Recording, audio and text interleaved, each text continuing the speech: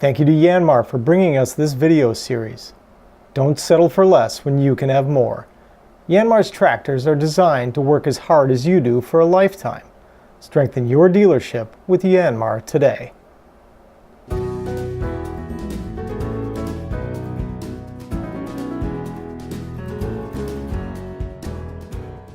Parts compensation. Same thing. What's the salary cap? Well, we use that instead of doing our recoverable labor rate, we use our gross profit.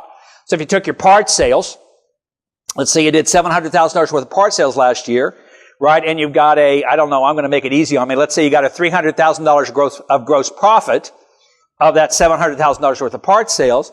All right. So then I'd sit here and say, okay, well, of that $300,000, I've got 40% of that I can pay out for what? Parts, salaries, and bonuses. So there's $120,000 there of that profit I can use to pay what with? Parts, salaries, and bonuses. 40% of it's going to be to offset the cost of the department. People say, why is that a little higher here? Because we carry a lot of inventory. Okay, so in the service department, I don't really carry inventory. I may have $350,000 worth of parts sitting back there that I'm not making any interest on at all. So my departmental costing is going to be a little higher here. I still expect 20% net back to the owners.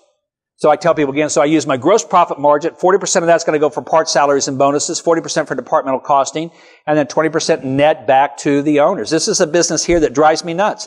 You guys are happy making at the end of the year. If you guys get 3% net when it's all done, you go, man, it was a good year. That's terrible. We ought to be getting in that 10% range. If your business is healthy, every other business would expect a minimum of a 10% net profit after taxes and everything else.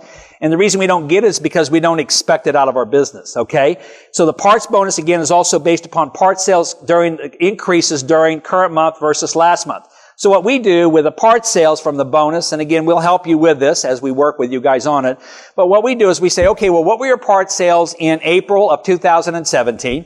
Let's say they were $40,000.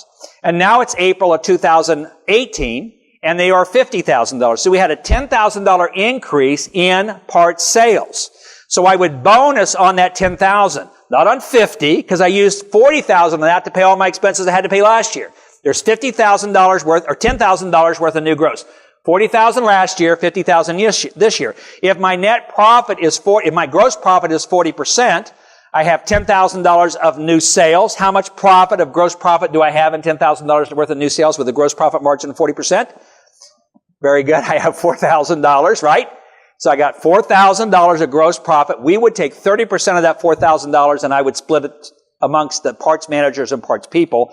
So I take $4,000 of that. I'd take 30% of that $4,000, which is $1,200, and I would use a $1,200 as my bonus pool for my parts department, with me as an owner keeping 70% of it back from an ownership standpoint to help offset other costs and things like that I have there. So that's how our bonuses are structured. It's relatively simple. What was your parts growth of April of 2017 versus April of 2018.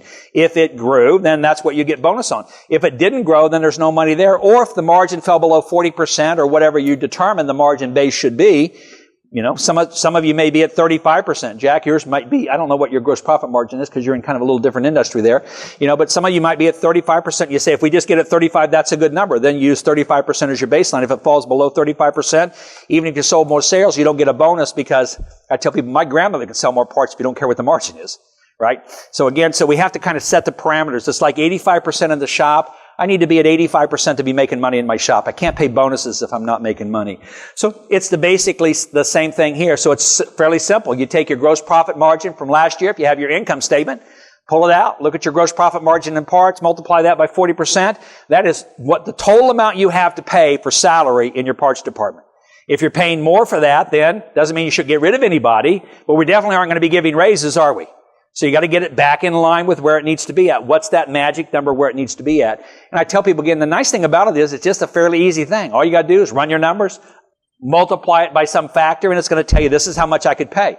Some of you are overpaying right now. Some of you are underpaying. I never want to be underpaying. This is how much money I've got available. My goal is, if I've got 40% of this money available, if I got $120,000 available on $700,000 of sales for parts, my job is to spend how much of that as an owner?